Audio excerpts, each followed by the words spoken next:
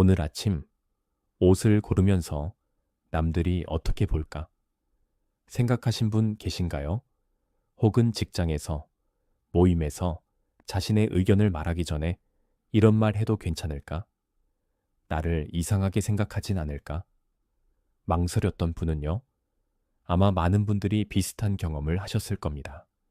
우리는 사회적 동물이므로 남의 시선을 의식하고 다른 사람에게 인정받고 사랑받고 싶은 욕구, 즉 인정 욕구는 너무나 당연합니다.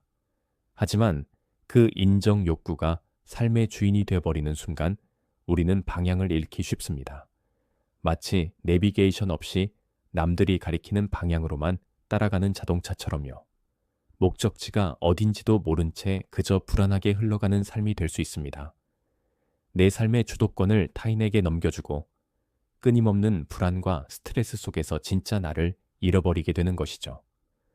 SNS에 글이나 사진을 올리고 좋아요, 숫자에 민감하게 반응한다. 내 의견과 다르더라도 분위기에 맞춰 동조한다. 거절하기 어려워 원치 않는 약속도 받아들인다. 내 진짜 모습보다 남들에게 보여지는 이미지가 더 중요하다. 이 남 눈치 보기에서 벗어나 온전히 자신의 방식대로 행복하게 사는 법에 대해 살펴보겠습니다. 과도한 인정 욕구를 내려놓았을 때 우리 삶에 어떤 놀라운 변화들이 찾아올 수 있는지, 그리고 어떻게 그 변화를 만들어 갈 수 있는지 함께 탐구해 보겠습니다. 영상 끝까지 보시면 분명 세상을 바라보는 새로운 관점을 얻게 되실 겁니다. 우리는 왜 이렇게 남의 시선에 민감할까요? 첫째, 생존 본능입니다. 원시시대 인류에게 무리로부터의 인정은 곧 생존과 직결되었습니다. 무리에서 소외되거나 배척당하는 것은 죽음을 의미했죠. 이러한 생존 본능이 현대 사회에서도 사회적 인정을 갈망하는 형태로 남아있는 것입니다. 인간의 가장 기본적인 욕구 중 하나죠. 둘째, 소속감과 존중의 욕구입니다. 사회심리학적 관점에서 매슬로우의 욕구, 단계 이론에 따르면 소속감과 존중의 욕구는 기본적인 생리적, 안전 욕구가 충족된 후 나타나는 중요한 인간의 욕구입니다. 타인에게 인정받을 때 우리는 자존감을 느끼고 안정감을 얻습니다. 새로운 일을 시작하거나 낯선 환경에 놓였을 때를 떠올려 보세요. 사람들이 나를 어떻게 생각할까? 실수하면 비웃지 않을까? 하는 걱정에 사로잡히기 쉽습니다. 그러다 보면 진정으로 원하는 것을 표현하기보다 타인의 기대에 부응하려는 행동을 하게 될 수 있습니다. 창의적인 아이디어를 내기보다 안전한 길을 택하고 솔직한 감정을 드러내기보다 괜찮은 척 가면을 쓰게 되는 것이죠. 어느 순간 즐거움은 사라지고 불안감만 남는 경험. 다들 있지 않으신가요? 셋째, 도파민 분비입니다. 2021년 하버드 뇌과학 연구에 따르면 우리 뇌는 타인의 긍정적 평가를 받을 때 도파민이 분비됩니다. 넷째, 사회적 학습입니다. 우리는 어릴 때부터 부모님, 선생님, 친구들에게 칭찬받거나 혹은 비난받는 경험을 통해 사회적 규범과 기대치를 학습합니다. 착한 아이, 모범생처럼 긍정적인 피드백을 받은 행동은 강화되고 그렇지 않은 행동은 억제되면서 타인의 기준에 나를 맞추는 것이 자연스러워집니다. 이처럼 인정 욕구 자체는 여러 요인들로 인해 인간이 자연스럽게 추구하는 것이지만 이것이 과도해지면 여러 가지 문제를 일으킬 수 있습니다. 내면의 목소리를 상실하게 됩니다. 타인의 기대에 맞추려다 보니 자신이 진짜 원하는 것이 무엇인지 혼란스러워집니다.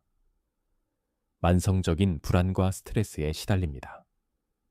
타인의 평가에 따라 기분과 자존감이 흔들리며 감정적인 소모가 커집니다.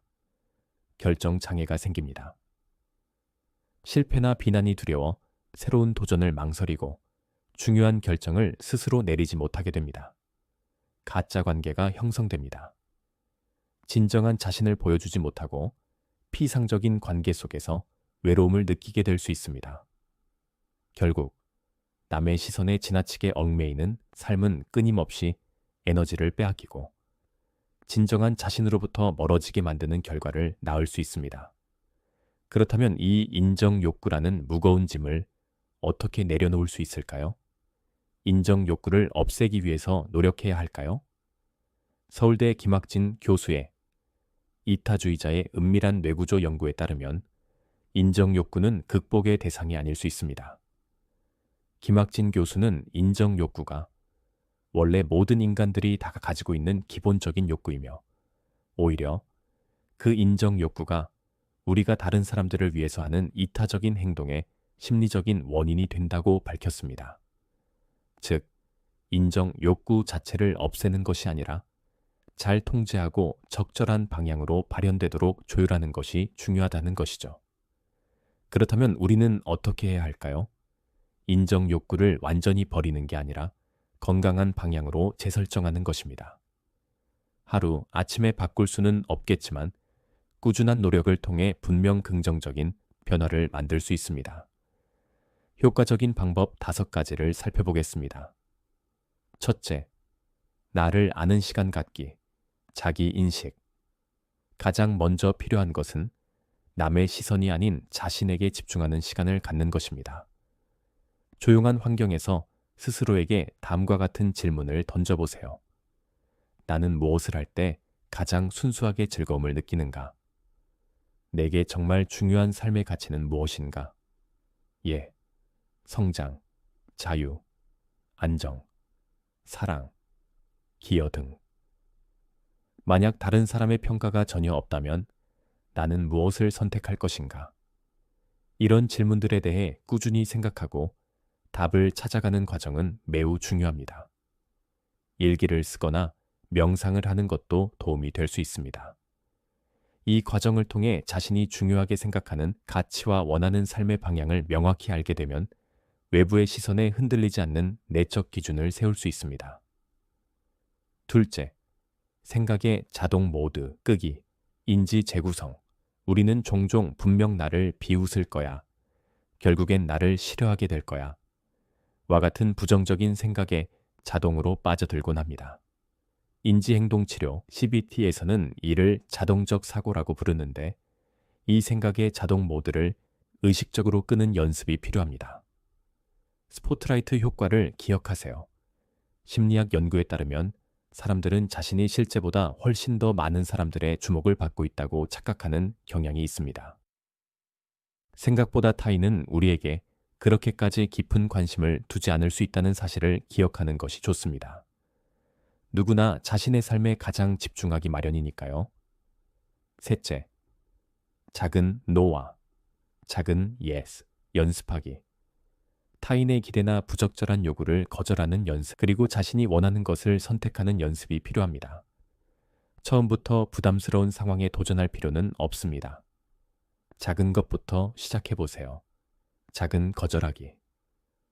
내키지 않는 약속이나 무리한 부탁에 대해 미안하지만 이번에는 좀 어려울 것 같네요. 와 같이 정중하면서도 단호하게 거절하는 연습을 해보세요. 자신의 시간과 에너지를 존중하는 것은 이기적인 것이 아니라 건강한 자기 돌봄입니다. 작은 선택하기. 점심 메뉴 고르기, 주말 계획 세우기 등 일상의 사소한 결정부터 타인의 의견을 묻기 전에 내가 진정으로 원하는 것을 기준으로 선택하는 연습을 해보세요. 이런 작은 성공 경험들이 쌓이면 더 중요하고 큰 결정 앞에서도 자신의 목소리를 내는 것에 대한 자신감이 점차 커질 것입니다. 넷째, 비교 대상 바꾸기, 과거의 자신과 비교하기. SNS 등을 통해 접하는 타인의 화려한 모습과 자신의 상황을 비교하며 위축되기 쉽습니다. 하지만 기억해야 할 것은 보이는 것이 전부는 아니라는 사실입니다. 비교가 필요하다면 어제의 자신과 비교하는 것이 훨씬 건설적입니다. 어제보다 오늘 나는 어떤 점에서 더 나아졌는가? 한 달 전과 비교했을 때 나는 어떤 성장을 이루었는가? 타인이 아닌 자신의 성장에 초점을 맞출 때 내면에서 우러나오는 건강한 자존감을 키울 수 있습니다. 이러한 노력을 통해 과도한 인정 욕구라는 족쇄에서 벗어나기 시작하면 삶에는 놀랍도록 긍정적인 변화들이 찾아올 수 있습니다. 첫째, 내면의 자유와 평온함이 증대됩니다. 더 이상 타인의 평가의 감정이 롤러코스터를 타지 않게 되면서 마음의 평온을 유지하기가 훨씬 수월해집니다. 무엇을 하든 자신이 원해서 하는 일이라는 인식이 강해지면 과정 자체에서 오는 만족감과 즐거움이 커집니다. 둘째, 창의성과 잠재력이 커집니다. 남의 시선에서 자유로워지니 새로운 아이디어가 샘솟습니다. 불필요한 걱정에 에너지를 소모하지 않으니 중요한 일에 더 몰입하고 높은 성과를 낼 수도 있습니다. 셋째, 진정한 인간관계가 형성됩니다. 가식 없이 진짜 본 모습으로 만나니 더 깊은 관계가 형성됩니다. 넷째, 시간과 에너지가 절약됩니다. 남을 위한 가면을 쓰지 않으니 정적 에너지가 절약됩니다. 다섯째, 의사결정이 빨라집니다. 타인의 시선이 아닌 내 가치에 따라 결정하니 고민 시간이 줄고 결정 장애도 없어집니다. 여섯째, 단단한 자존감이 형성됩니다. 외부의 인정이 아닌 자신의 내적 기준과 가치에 따라 살아가면서 스스로에 대한 믿음과 존중감, 즉 흔들리지 않는 단단한 자존감을 구축하게 됩니다. 실패나 비판에 직면했을 때도 쉽게 무너지지 않고 이를 성장의 발판으로 삼는 회복 탄력성이 강해집니다. 일곱째, 인생의 주인공이 됩니다. 가장 중요한 변화는 이것입니다. 더 이상 타인의 기대나 사회적 규범에 따라 살지 않게 됩니다.